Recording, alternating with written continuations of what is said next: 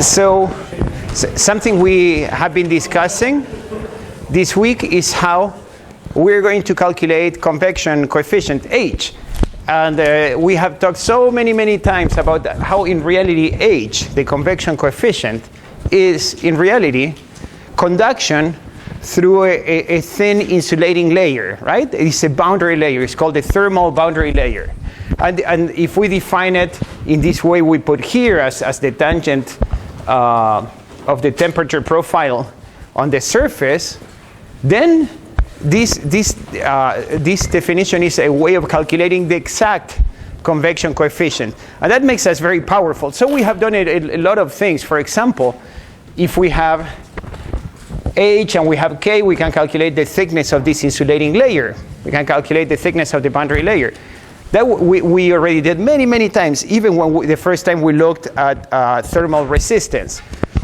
And something that we saw towards the end of last class was how to have a convection coefficient, we needed to have fluid motion. And, right, because we have conduction through the thermal boundary layer, right? Here, this would be our thermal boundary layer. Thermal boundary layer. And how outside the thermal boundary layer, advection dominated, right? Advection means motion of the fluid. So towards the end of last class, I showed you a video. Is if we have motion of a fluid on top of a surface, there is this viscous boundary layer, which is something to some extent completely different and to some extent very much the same, right? It's different because one thing is velocities and the other is temperatures. But it's much the same in which on the surface, you have something going on. In velocities, we have the non-slip condition, right? And as we move far away from the surface, we would see this profile of velocities. Do you remember we had this plate here? So this is viscous boundary layer. And they have these hydrogen bubbles, right, that they were making this type of profile. Do you remember that? And if you think a little bit about it, and in graphs you have seen in the past, you could make a graph, right? This would be, the y-axis, and we could say in this direction we have velocity, such that far from the plate we have u infinity, and that's the velocity of the fluid far away. The same way we used to have t infinity, now we have u infinity, right?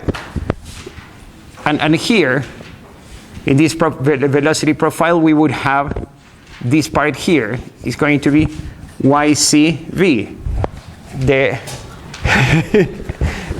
thickness of the viscous boundary layer. Right? Defining the way we like to do it by taking a tangent at the surface. Right? So, do you remember seeing that video?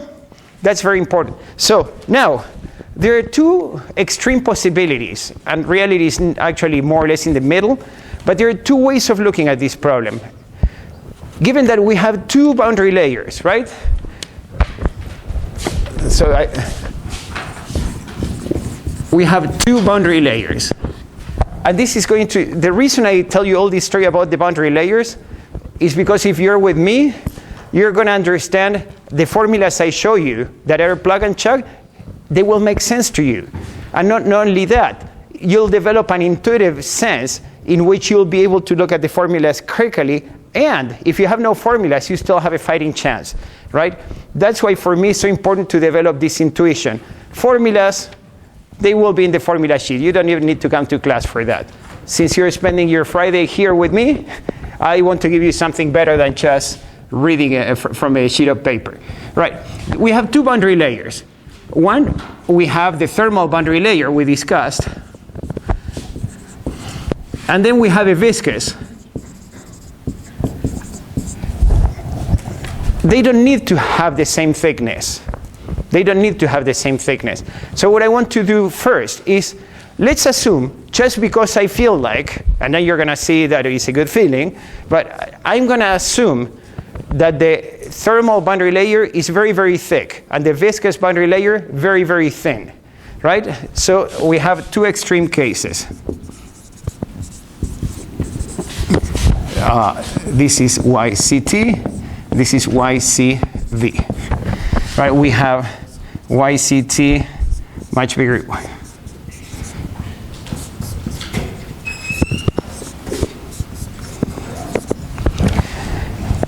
And you're going to see how so many things come together. So if we look, we have our plate here, right? And we are going to have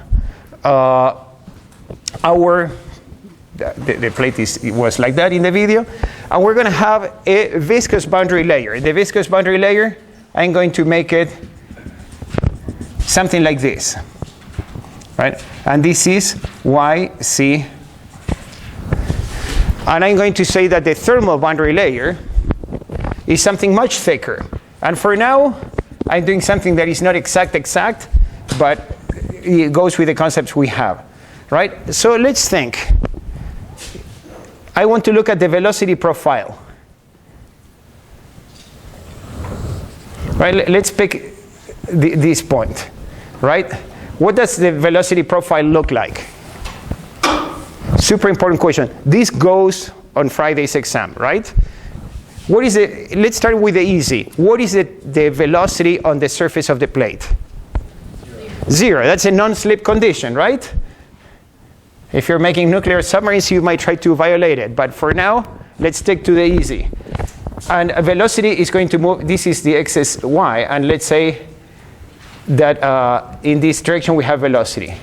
So if the fluid has u infinity, velocity u infinity far from it, right? How does this curve move? So, kind of. It's actually like this. Right? So I don't do this to confuse you, although I know that it can have that unintended effect. We keep switching the axis. So we cannot avoid by memorizing the shape of curves. It happens to me too, right? It happens to all of us. But the most important thing is that you have to know what's going on. So I know what you meant, and you had somewhat of a point. But I know that this is going to be u infinity here, right? Because the velocity axis is on that one, in that direction. There are reasons to do this, because in the end, it looks very much like the experiments you saw in the video. That's why people do it like this. Okay, how do I go from here? And we said this is going to be flat because it goes to infinity, so it cannot go up or down, right? It's not going to go to infinite velocity, and it's not going to go to zero. How do I go from here to here? Okay, so in the viscous boundary layer, right, we have a variation of velocity. What happens outside the viscous boundary layer? We have no changes of anything, right? So let's say right here, am I inside the viscous boundary layer? Yeah. Yes. How about here? No. Am I inside anything? Where am I here? Thermal boundary layer, right? And let's, because I didn't mark it here, let's do it now.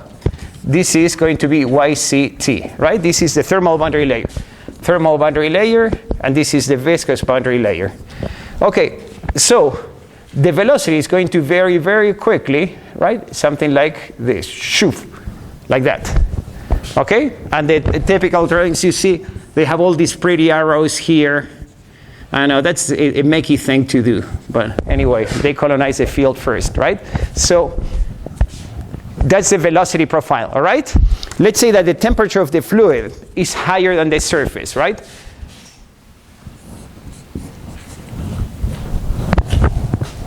No. So the surface of the plate, right, is assumed to be constant temperature. This is important because I could have assumed constant heat flux, for example. I could do that. But I assume it's constant temperature. right? Plate surface is at constant temperature. All these things might seem like unconnected to you, but believe me, I'm building somewhere. Okay, so and let's say Ts is bigger than Ts is less than T infinity, right? And this is T infinity. What does the temperature profile look like now? So am I heating the plate or am I cooling the plate? In this case, I'm heating the plate, okay? I'm heating the plate. All right, so what does the temperature profile look like in this case? Based on the things we have discussed. Right, so let's make this axis here, right? There would be temperature here. And I know that this would be T infinity, right, as I move way up, right? And I know on the surface is going to be T surface, right? We know all these things. How do I go from one to the other now? So, super important. I like that. But I have a follow-up question. What you said is right. Okay, from here to here, where do I turn? Here? Or there? Or in the middle? I don't know. No, that's a viscous boundary layer, right? For the thermal boundary layer, right, what we have, we would make our tangent here, and we would get something like this. You follow this? So on the surface is Ts, T surface. Far away is T infinity, that is the temperature of the flow outside. And in between, it goes from one to the other pretty much in a straight line. And the straight line makes a turn at the thickness of the boundary layer. It's a bunch of trivialities, I'm telling you. It's just like we're putting them together. All right? Now, one more thing. For the case, and here you have to be with me. We're about to do something quite cool. But for the case that the thermal boundary layer is much, much, much bigger than the viscous boundary layer, right? You can say, what velocity do you think dominates inside the thermal boundary layer in this case, in the extreme case? What is the velocity of the fluid inside the thermal boundary layer? The velocity of the... Infinity, the velocity of the free flow, right? That's right. And, right? So essentially, this is something very, very, very thin. And then all the rest is pretty much this uniform velocity. This matters. And why does it matter? If I have a fluid, right, that is moving all at the same velocity, is that fluid really different than a solid then, from the point of view of heat transfer? If all the fluid has no shear and no nothing, it's moving like a block. It's much the same as a solid. Are you all on board with me on this? This matters a lot. So outside the viscous boundary layer, right, the whole fluid moves as a block. So if the boundary layer is very thin, the viscous boundary layer is very thin, my whole temperature is moving inside the fluid, just as if the fluid was a solid. You follow this, what I'm saying? It's as if I have a block of solid moving. This matters. So let me tell you a couple more things. I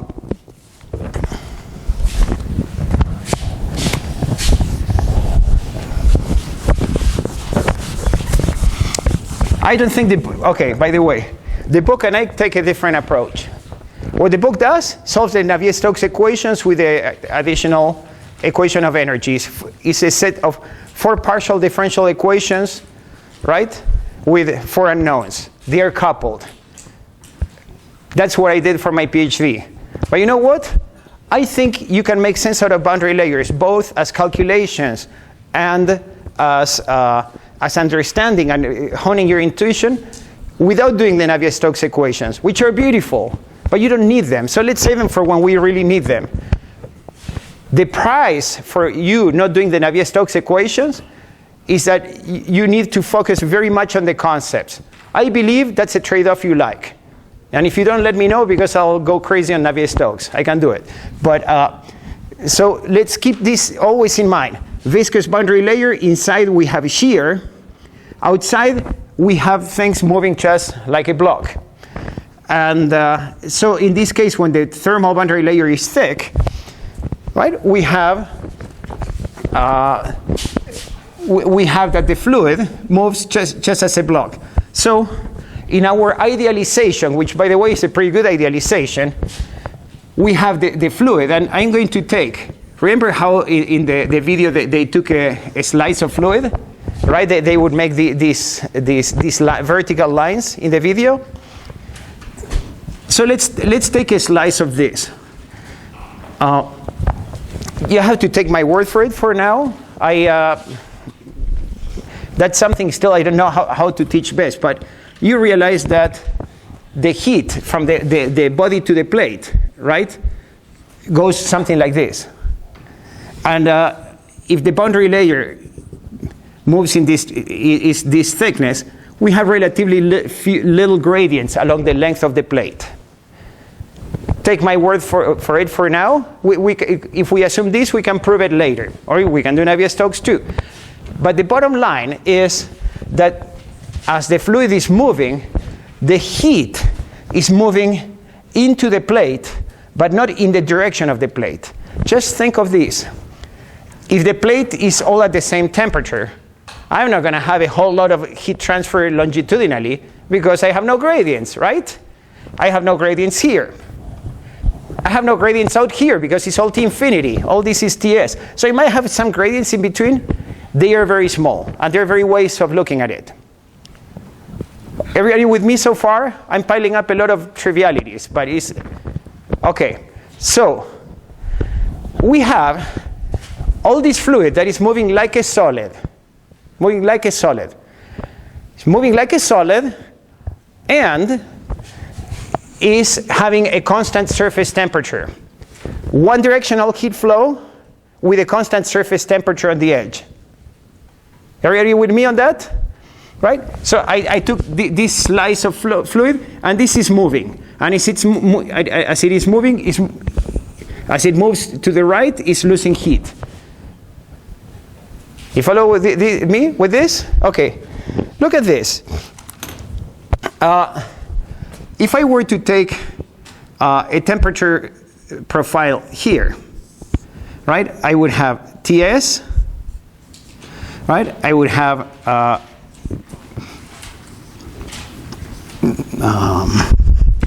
let's do it like this.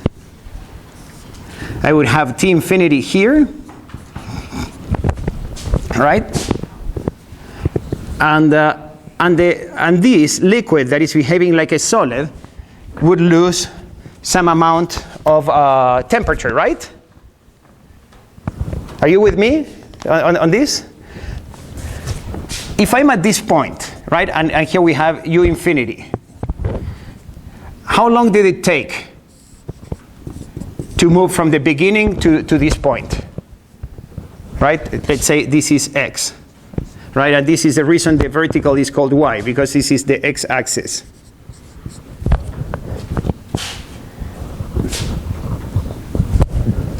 How long did it take for the liquid to reach point X, starting here?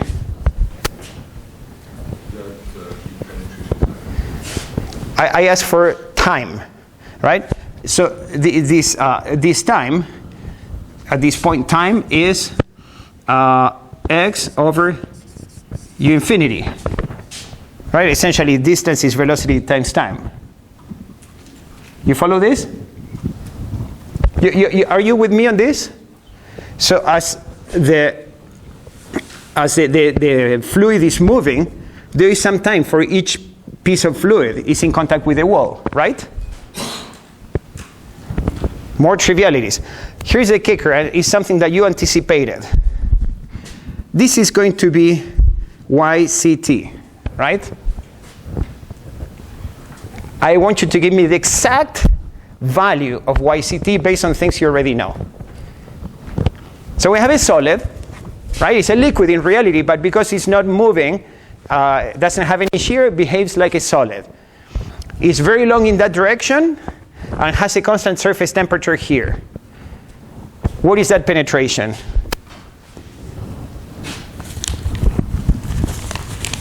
Here's where the things start to come together.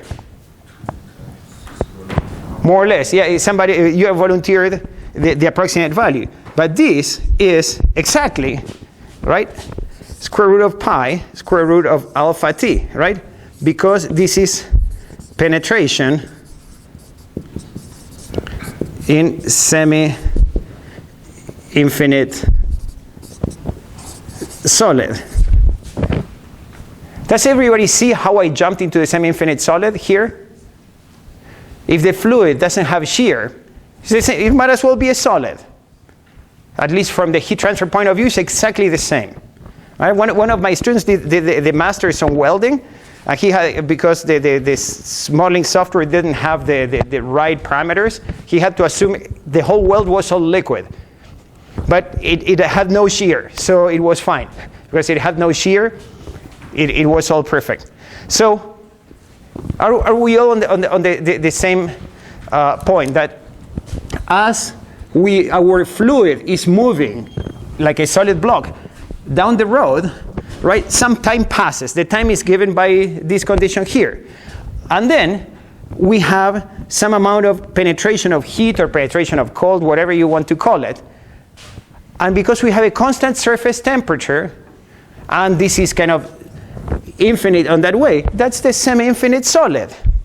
So we can calculate this penetration of heat, right? Which happens to be the thermal boundary layer. Yeah? So the point you labeled on horizontal axis, does it have any meaning? What point? The point when you labeled the T surface on the horizontal axis. This point? Yeah. Okay, this axis here is temperature. So this means temperature at the surface, because this axis would be y, right? Right, this is x in that direction, and this is y in this direction. Right, and this t. Kill me with questions now, because I'm building on it. This has to be rock solid. All right. Keep putting things together, and this is just amazing, because now I can say this. YCT is square root of pi, right? Square root of alpha t, and is square root of pi, square root of alpha, and t was x over u infinity.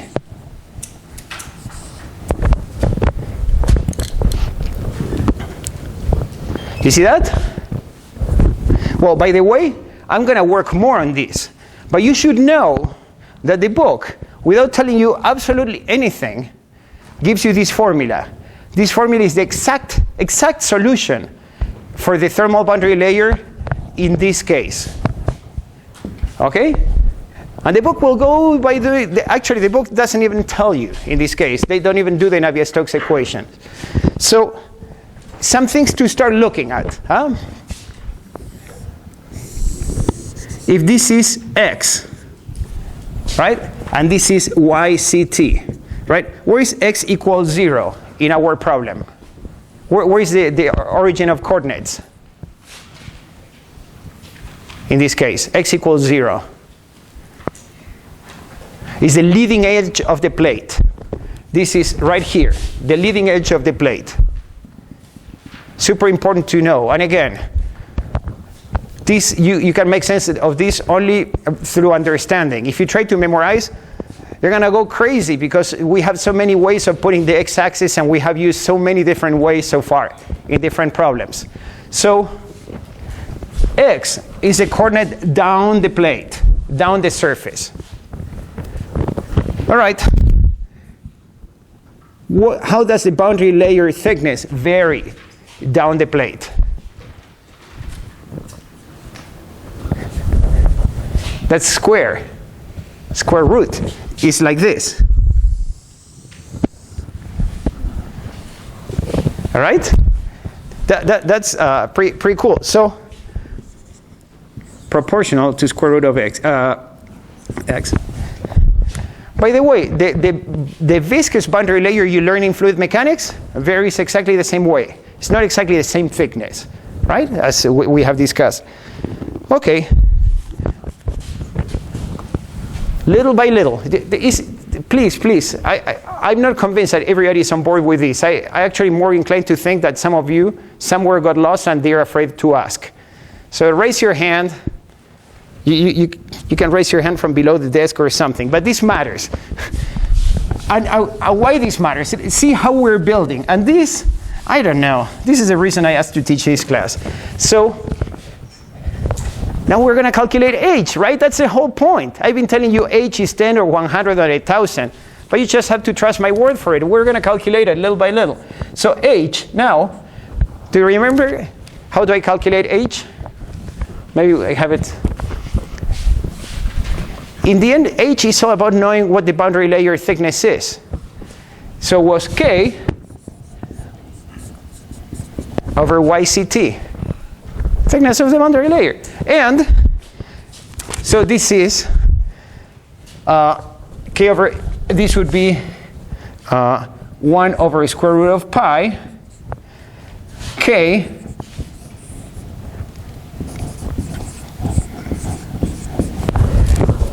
Now this is beauty, because now you can calculate h.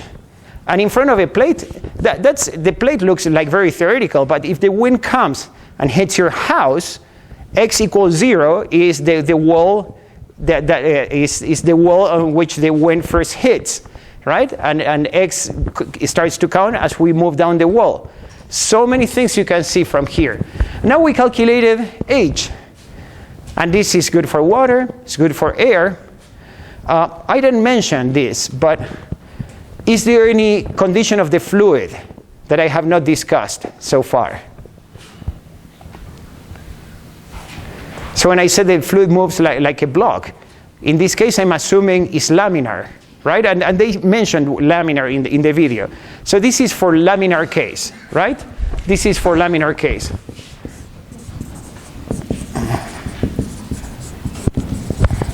When a flow is not laminar, what is it? Turbulent, right? And turbulent is another interesting animal. Look at this. Now I'm going to do x. What does x mean? What does x mean? Yeah, distance down the leading edge of the plate or the wall or whatever it might be. Okay? H, right? Look at this. And this is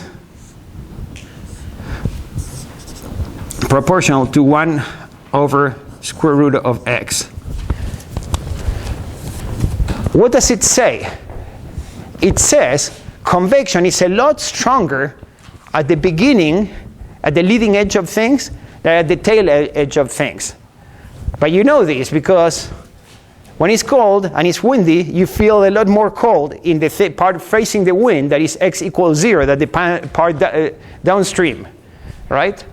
And from this, just from this piece of knowledge, you can make sense about how some things sometimes are hot or cold, depending on the interaction with the fluid, but the temperature is much closer to the fluid in the leading edge or in the front than in the back, for this reason.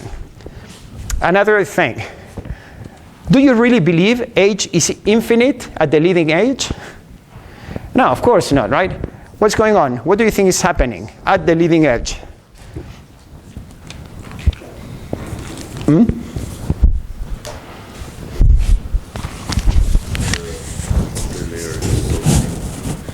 Well, if it is thin, it would be infinite, right? Because I think what you want to say is that the boundary layer is actually not 0, right?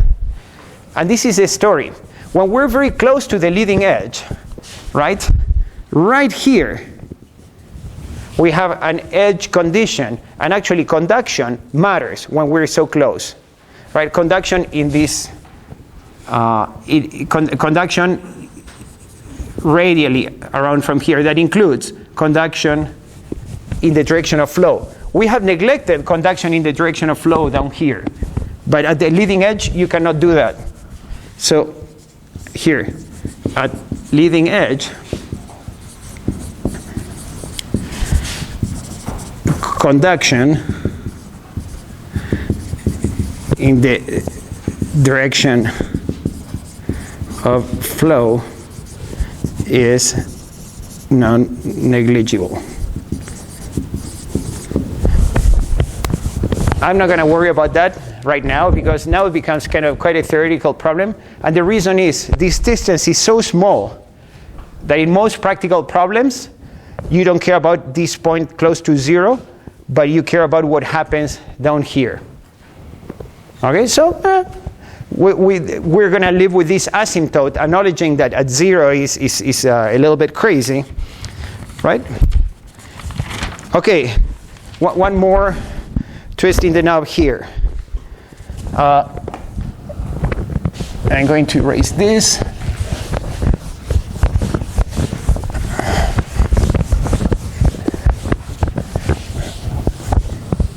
We have been using H, and I've been giving you a value, 10, 100. I say natural convection in air is 10, but forced convection in air is 100.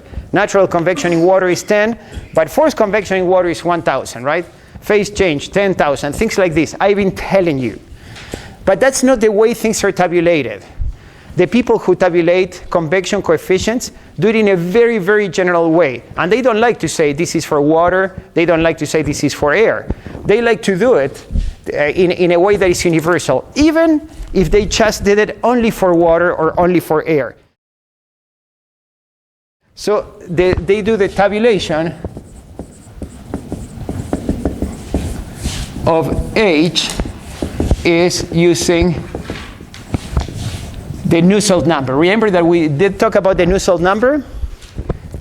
That looks like BO, but it has nothing to do with BO, right? It looks like it's H all over K. But now it's called Nusselt, and it's so different, everything's so different. So let's call it just a coincidence. This is the way people tabulate it. This is the formula sheet in your final. Is going to be using only tabulations based on Nusselt, right? Every handbook in heat transfer has tabulations based on Nusselt. All right, so Nusselt, and people write like this. Nusselt X means Nusselt based on X as a characteristic length, because you can pick pretty much anything you like. It's not like Biot, in which you wanted to pick a characteristic length in the direction of the heat flow. In this case, they just choose whatever they like. And this would be H times X over K. Right? And this would be then, right, H times X over K, and this is essentially X over YCT, which we knew. And this is, if we plug this in, is X over square root of pi. Where are the units of Nusselt? No units, right? Much like Biot, it's a dimensionless group. And that's one of the reasons people have used it. You like Fahrenheit and BTUs? Go crazy. You like metric? Fine. This is good for everything, right? As long as you plug in numbers that have consistent units. If I do this 1 over square root of pi, this is 0.564 square root. Actually, no, I'm going to write it like this.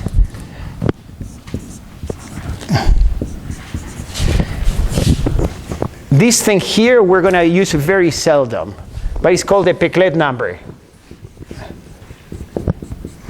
We're going to be using something else. And the Peclet number is Peclet number, and Peclet is U infinity X over alpha.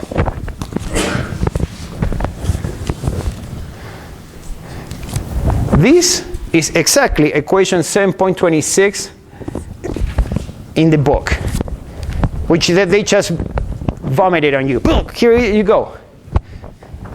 I hate that. So what? Anybody can plug and chug. But what I hope is that you would make sense out of this. So there's something called the Prandtl number that is nu over alpha. This is a definition, and you have to know it because we're going to be using so much. This is called the Prandtl number. And people came up with these definitions just because they put them together, they give them a name. And then you have that Peclet number is Reynolds number, you can show it, times Peclet. Times Prandtl. You don't need to memorize this. I'm just dropping names here. Dropping name, because that's the way things are tabulated.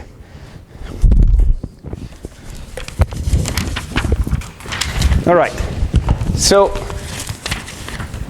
what you're going to see in the book or in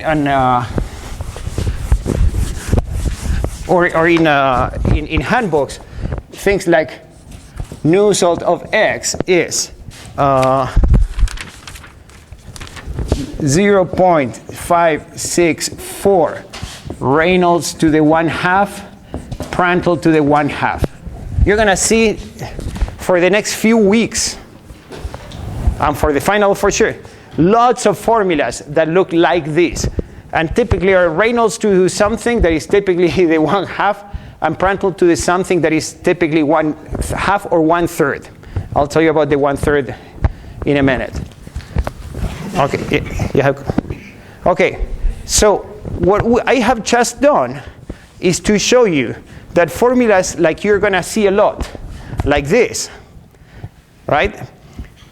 You're going to have page in the formula sheet of formulas that look like this. Now you know where it comes from. Now you know where it comes from because it comes from this boundary layer and the conduction through the thickness of the boundary layer, right? And in the end, we tabulated using the nu-salt number. All right.